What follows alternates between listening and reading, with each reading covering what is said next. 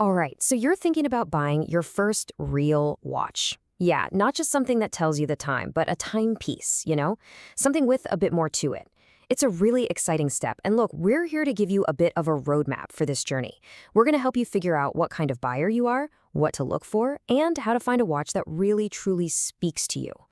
I just love this quote because it absolutely nails the feeling of a first watch. It's not about finding the quote unquote perfect piece right out of the gate. No, it's about finding the one that gets you curious, the one that kicks off the whole adventure. You talk to any collector and they'll tell you that first watch was the gateway. So really, it's less about getting it perfect and way more about just getting started. Okay, before you even start looking at a single watch, the most important thing you can do is to look inward a little bit. The watch world is, well, it's massive. It can be super overwhelming, but trust me, it gets a whole lot simpler when you know what you are looking for. So let me just ask you directly, what is it that pulls you towards a watch? Is it the incredible little machine ticking away inside, the history behind the brand, or is it just the way it looks and feels on your wrist? Seriously, thinking about this now is going to save you a ton of time and confusion down the road. So this kind of breaks down the two main mindsets you'll find in the watch world, and I'll bet you see a bit of yourself in both. On one side, you've got the spec obsessive. If you're the person who's already Googling movement accuracy and water resistance ratings, yep, you probably lean this way. It's all about the technicals. And on the other side, you've got the hopeless romantic. If you're drawn to the stories, the heritage, the soul of a watch, you're connecting on a gut level. You fall for the story, the design, the whole vibe. So here's the key takeaway. Figure out your personal blend. Are you, say, 70% romantic and 30% obsessive? Or is it the other way around? Knowing this is like having a compass. It's going to guide every decision you make and help you cut through the noise of the thousands of options out there. All right, with a little self-discovery under our belts, it's time to get practical. Let's talk about the big decisions you're going to have to make. Your budget and the big one, whether to buy new or vintage.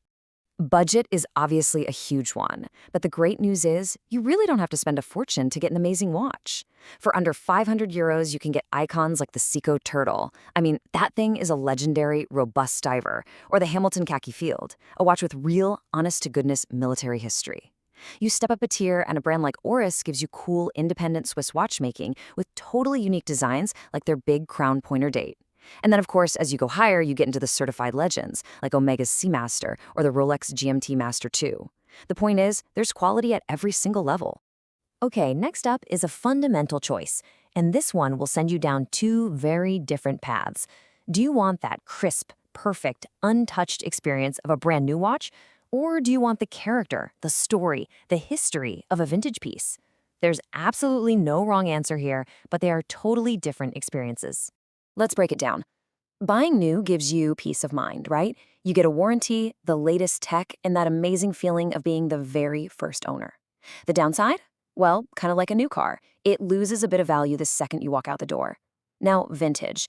That's all about character. Every little scratch tells a story. You're literally buying a piece of history. But, and this is a big but, it comes with risks. You've got to do your homework on the condition, the service history, and, making sure it's the real deal. Now, if you're feeling a bit lost in all this, don't worry. There is one brand that nearly every single watch enthusiast agrees is the perfect place to start.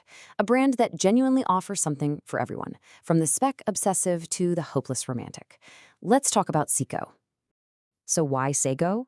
Well, think about this. They're in a position where they can sell a watch with their name on the dial for under $300, and also for over $300,000. The sheer variety is just staggering.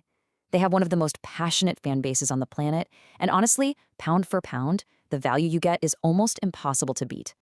Okay, trying to navigate Seiko's catalog can feel like a maze, but it really helps if you think of it in four main families. First up, 5 Sports. Think of this as your perfect daily driver. It's reliable, it's automatic, and it's just endlessly versatile. Now, if you need something that can really take a beating, you step up to Prospex. That stands for Professional Specifications. These are their tough-as-nails watches for divers and adventurers.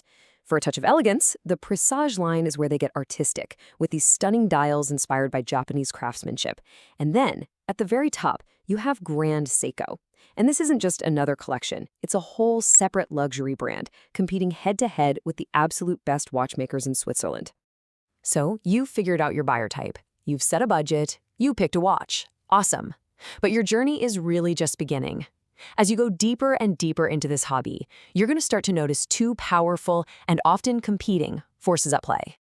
And these are the two poles of the watch world: heritage and hype. Some watches are absolutely treasured for their incredible history and the amazing stories they represent. And others, well, others become icons because of their extreme exclusivity and the crazy frenzy of modern demand.